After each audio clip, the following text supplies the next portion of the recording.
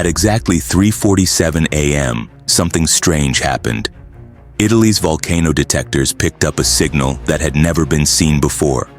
Both Mount Vesuvius and the hidden volcano beneath Naples, Campi Flegrei, sent out identical warnings at the same time. This was a first. These two volcanoes, some of the most dangerous in the world, were both showing signs of activity. For the over 3 million people living in Naples, this moment was crucial. It could mean the difference between evacuating safely or facing disaster. As scientists scrambled to understand the signals, something even more worrying began to emerge. Was there an underground link between these two volcanoes? Could they both erupt together? If true, this would change everything we know about volcanic risk. The future of Naples was now in the hands of these experts, and time was running out. Every second, a network of instruments deep under the Bay of Naples listens for any movement in the earth below. The most important tools in this system are the broadband seismometers. These digital sensors are located in 34 places around Vesuvius and 27 around Campi Flegrei. They're designed to detect everything from tiny shakes to huge earthquakes. These sensors record vibrations up to 100 times per second and send the data in real time to the control center at INGV, the National Institute of Geophysics and Volcanology. These sensors are so sensitive that they don't just detect earthquakes. They also pick up tiny, low-frequency vibrations known as harmonic tremors. These can sometimes show that magma or gases are moving below the ground. There are also GPS stations scattered around the volcanoes that measure the movement of the ground, often showing even the smallest shifts. Every minute, these GPS stations send updates through radio or cellular networks. This helps create a constantly updated map showing how the ground is changing. If the ground moves up or sinks, the system alerts the scientists immediately. In addition to this, gas spectrometers track volcanic gases like carbon dioxide and sulfur dioxide. These sensors check the air every hour for changes and send this data to both scientists and emergency planners. If the gases reach dangerous levels, the system automatically triggers an alert. Even with all this advanced technology, the system has its weak spots. Seismometers are great at picking up sharp, sudden shakes, but they can miss slower, creeping changes. In some parts of the city, there aren't enough GPS stations, leaving gaps in the data. And because the gas sensors are exposed to the wind, sometimes their readings can be inaccurate. To handle all this information, software automatically looks for anything unusual and sends it to the analysts. Each flagged event is reviewed by the scientists to see if it's a real sign of volcanic activity or just a mistake. The goal is to catch any early warning signs without getting fooled by false alarms. On this particular morning, the monitoring system flagged something strange. It wasn't like any usual disturbance. Both Vesuvius and Campi Flegrei had shown the same pattern of harmonic tremor at exactly the same time. This wasn't normal. The system was built to detect isolated events, but this double signal was unusual. Instead of sending the alert to just one scientist, the system escalated it directly to a rapid review team. This team, made up of seismologists, geochemists, and civil protection experts, could decide whether to raise the threat level. The first thing the team did was check the signal for any mistakes.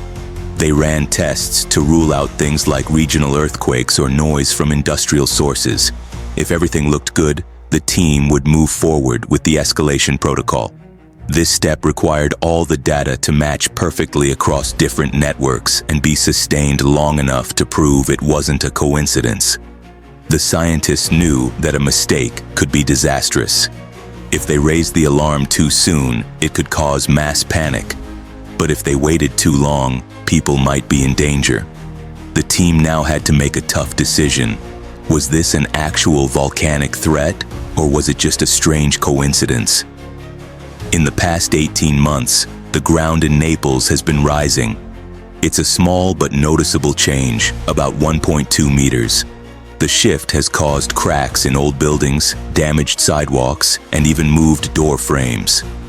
Some of the worst damage is in the old part of the city, where cracks appear on walls, and even the bakery down the street had to shut its doors. For people like Maria, who has lived in the city her whole life, it's hard to ignore the signs. Every week, municipal workers mark new cracks in the roads, and some buildings are being evacuated because they're no longer safe. In the most damaged areas, the local government has moved families into temporary housing on higher ground.